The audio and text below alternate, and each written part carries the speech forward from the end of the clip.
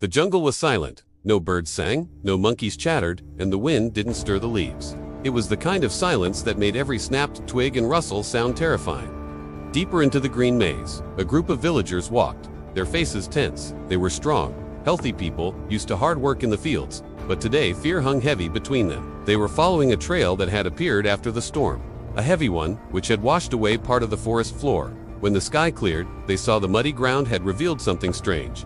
At the front, a farmer named Kasu stopped. He turned to the others and pointed. Half buried in the mud, stones of different sizes were arranged in a perfect circle. "What is this place?" someone asked, his voice shaking. Kesso bent down, brushed away the clinging mud, and what he uncovered froze everyone in place. It was the edge of an old wooden chest, carved with markings no one could understand. But the most shocking part was still hidden. Kesso pulled harder, and the others joined him. Finally, with a loud creak, the box rose from the earth. As it opened, the glow of gold reflected across their faces. Inside, nestled on a bed of faded velvet, were coins, ornaments, and objects with markings that seemed to writhe like living things. The villagers gasped. For a moment, it felt like fortune had blessed their poor village. Then, everything changed. The ground beneath them trembled slightly. The wind, which had been still a moment ago, suddenly rushed through the trees. Birds that had been sleeping peacefully in the branches fled, screeching. Animals in the forest cried out in alarm as if the very essence of the jungle had awakened. The men and women instinctively backed away from the chest, fear knotting their stomachs. "We shouldn't have opened that," one man whispered. Another nodded, his face pale. "Treasures like this are never left unguarded. There has to be something else here." His words hung in the air, heavy with foreboding. Just then, from the edge of the clearing, a pair of glowing eyes appeared. They glinted ominously between the thick trees. A low growl rumbled, echoing the unease in the villagers' hearts. Slowly, a tiger stepped out of the shadows. It circled them, its muscles coiled, its gaze intense. The villagers froze, trapped between the golden treasure and the growling beast. The farmer, Keshu, clutched a stick. He knew it was useless against the tiger's razor-sharp claws and teeth, yet he swung it anyway. The tiger snarled, leaping away from Keshu's feeble attack. The animal sniffed at the ground, its whiskers twitching, drawn by the noise and the scent of humans. One of the younger men wanted to run, but another grabbed his arm. "Don't move," he hissed. "We don't know if it can see us or if it will stop us." As if understanding their fear, the tiger let out a low growl that sent shivers down their spines. It crouched, muscles tight, ready to strike. In that moment, all hope seemed lost. The villagers, trapped in the clearing, watched in terror as the tiger prepared to pounce, its eyes gleaming with primal hunger. Just when it lunged, a loud trumpet shook the jungle. The villagers jumped, startled by the sudden sound. From behind the trees came an elephant. It stormed into the clearing, its massive frame blocking the villagers. It trumpeted again, ears flared, trunk raised high in the air. The tiger, mid-lunge, paused, its eyes meeting the elephant's.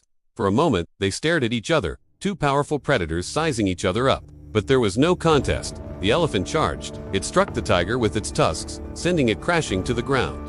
The villagers gasped, shielding their faces. The tiger snarled, scrambling to its feet, and lashed out with its claws. It swiped at the elephant's legs, but the giant raised its legs easily, letting the blows land on its sturdy flanks. The tiger lunged again, but the elephant was ready. It pushed the tiger away with its tusks, knocking it off balance. The two fought fiercely, their roars and trumpets echoing through the trees. Dust flew, branches swayed, and the ground trembled with each step they took. The tiger, agile and quick, managed to avoid the elephant's tusks, biting and clawing at its legs. But the elephant was relentless, keeping the tiger at bay with its size and strength. The villagers stood frozen, unable to help, watching the battle between the two wild animals. Finally, after a fierce struggle, the tiger retreated. It growled one last time, a defeated rumble that spoke of power and resignation. Then it melted back into the shadows, leaving the clearing and the villagers to the elephant. Slowly, as if realizing the battle was over, the elephant lowered its head and trunk. The villagers, still shaken, looked at each other. It was as if they had woken from a nightmare, their hearts pounding against their ribs. The elephant remained in the clearing for a few moments, its eyes scanning the faces of the cowering villagers. Then it lifted its head and trumpeted once more. The sound reverberated through the trees, a triumphant announcement that echoed their own relief. After a final, almost regal sweep of its trunk, it turned and disappeared into the jungle, disappearing as mysteriously as it had arrived. As the elephant disappeared from view, a wave of realization washed over the villagers. One of the men, his voice trembling, pointed at the chest. "It's gone. The gold, it's all gone." The villagers looked at the open chest, their faces ashen. Indeed, what had been a treasure trove of gold coins and ornaments was now empty. Not a single piece remained. A sense of betrayal and dread settled upon them. They had sought fortune in the jungle and instead had unleashed a terrifying beast.